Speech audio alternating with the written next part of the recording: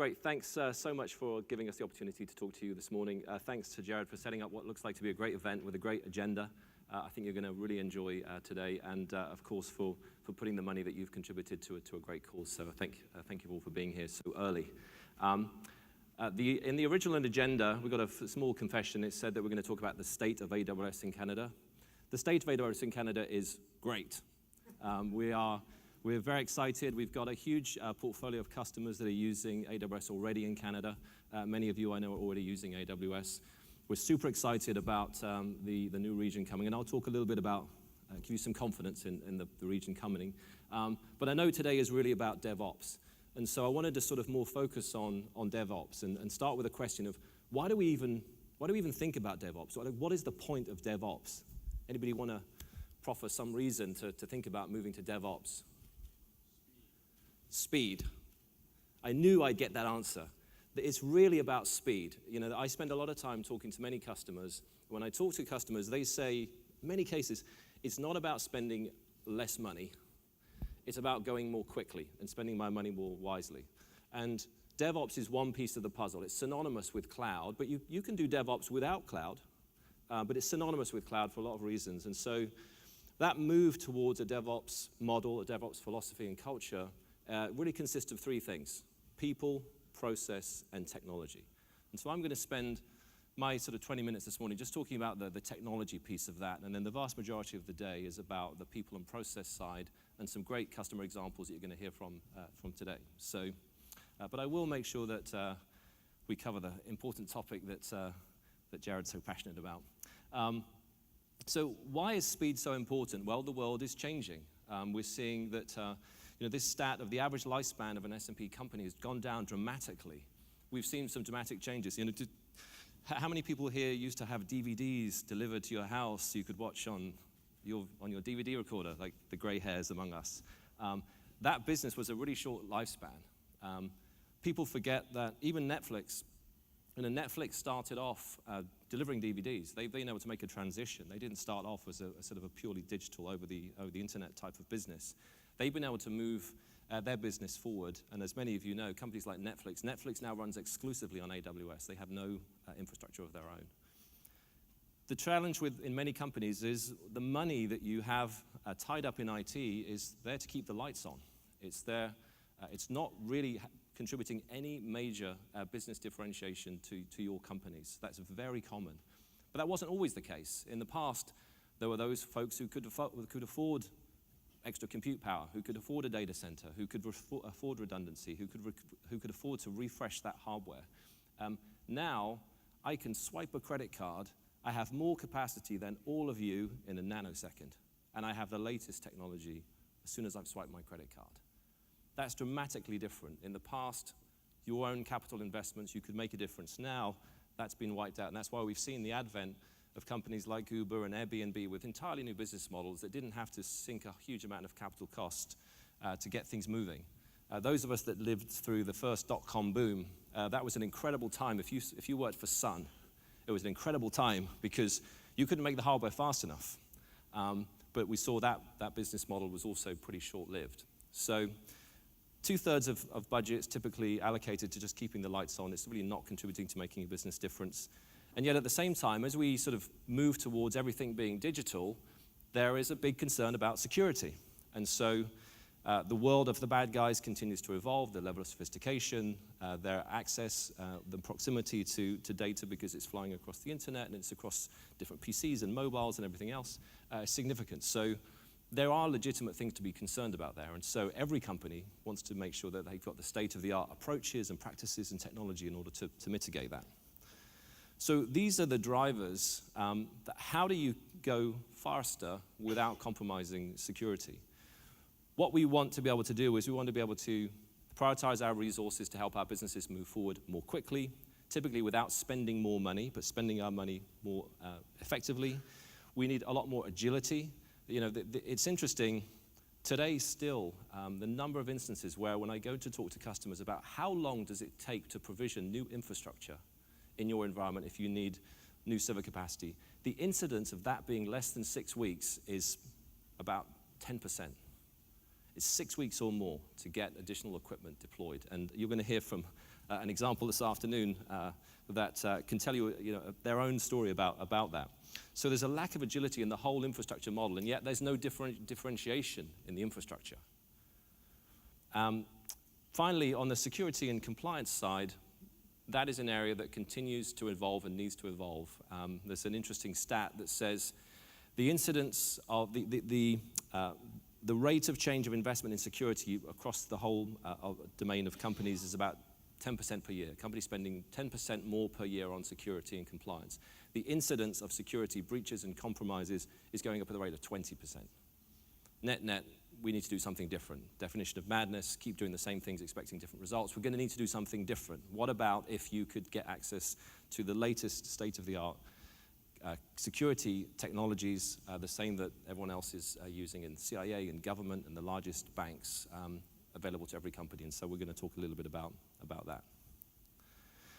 So in terms of responding to these challenges, we need a new model. Companies want to differentiate themselves. They need to move more quickly. The nature of the competition is changing. There's way more change coming. It doesn't matter what business you are in. Someone is going to try and disrupt you, or you need to be the disruptor.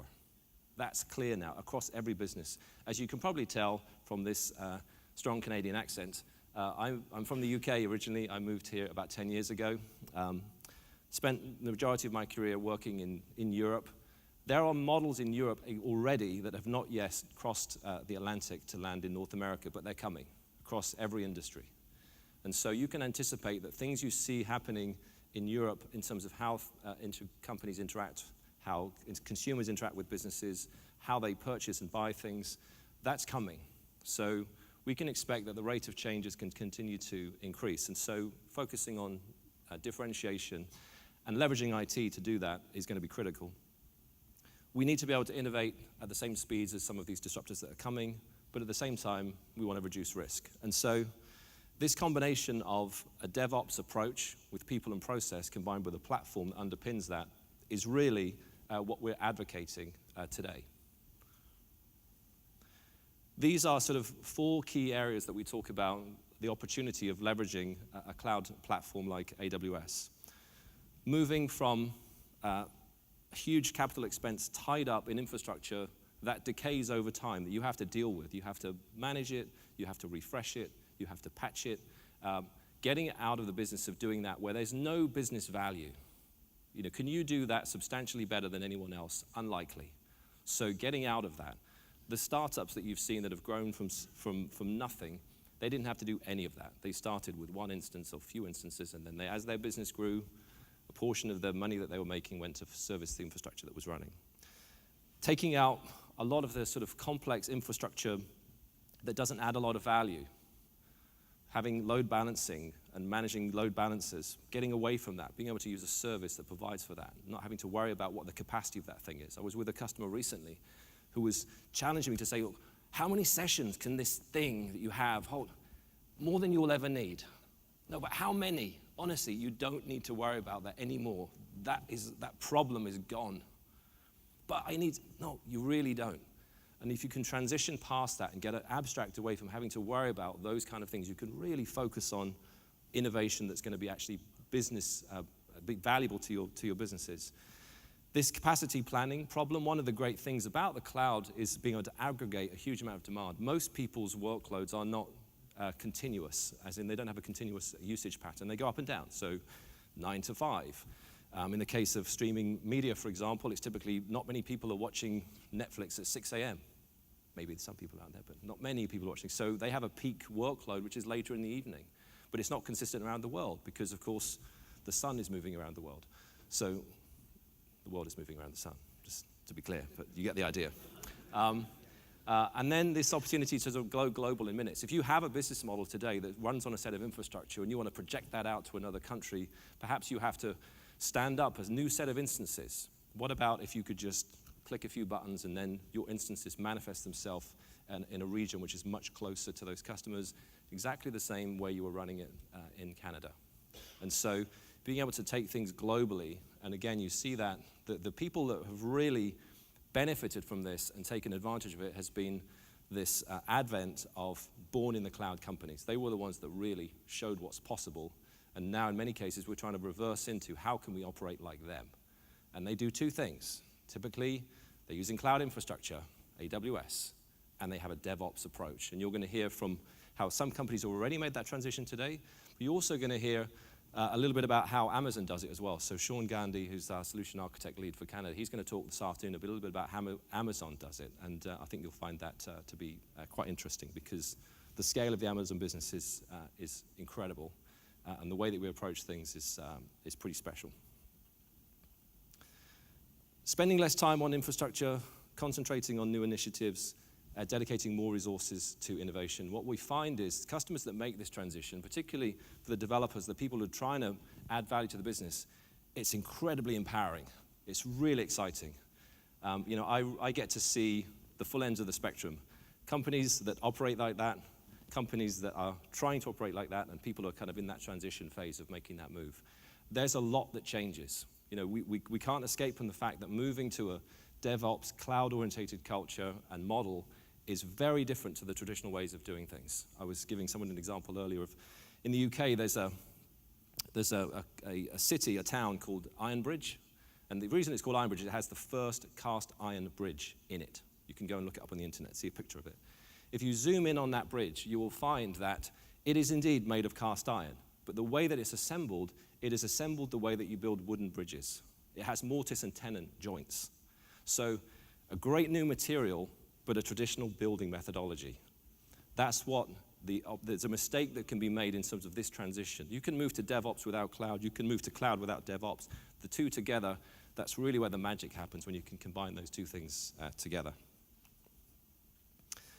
Many companies have existing infrastructure. You have an existing data center. You have capital assets. You have a model. You have things that you need to keep on-prem. Perhaps you have some very explicit latency requirement for a particular workload that you have to keep local. That doesn't mean that you can't leverage cloud capabilities. There is a continuum of how you can leverage cloud capabilities, and particularly with large IT organizations, this is typically how their business evolves. They will have a hybrid solution. That's most common. Perhaps they'll start with new workloads with the cloud. They'll start with moving workloads that are on-prem where the infrastructure is about to retire. We have an example in Canada with a customer who they had a lease coming up with their data center. That was the forcing function to say, I need to get out of that. I want to move to cloud. And they moved entirely over the course of 1 year to be now exclusively on AWS. And now they no longer have that. There's no one size fits all here. And so the journey for every customer is different. And we focus on that, as do partners like TriNimbus, to really help you understand how best can you take advantage of cloud and these new approaches to benefit your company. You will never find anyone from AWS trying to ram anything down your throats. We're really focused on helping you solve your business challenges and taking advantage of the capabilities that we have to offer in a way that's actually going to make sense for you over a timeline that's going to make sense for you. It's super important to us. As you've seen, the portfolio of our regions continues to grow. A region for AWS, somebody asked me earlier, is the data center going to be in Montreal? There's no such thing as a data center in AWS. It's a region. A region consists of multiple availability zones. An availability zone is one or more data centers. So what's coming to Montreal is a region. So it's a multiple facility, multi-AZ, full region that's coming to Montreal. The outside date for that to be live in Canada is the second week of January. That is the outside date for that, but it is coming.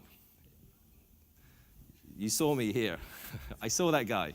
It is coming. There's no question of the region going live in Canada. And so we're very excited about that, as you can imagine. It really helps to solve for those of you that have specific regulatory requirements, those of you who have sovereignty concerns, those of you who have latency concerns. You're going to have a region in Canada very soon that will enable you to really take advantage of AWS here in Canada. So we're very excited about that.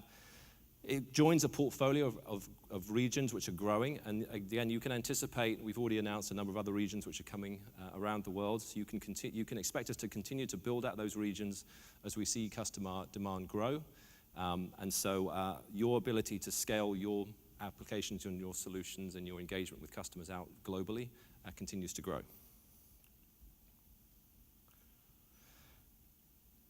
This is just a snapshot. I'm not intending you to read this slide. The way I think about this is anyone into DIY?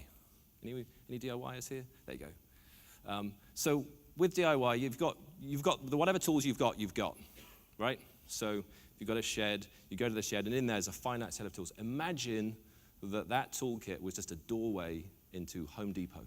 When you opened up the door, you had everything. You could borrow everything from Home Depot.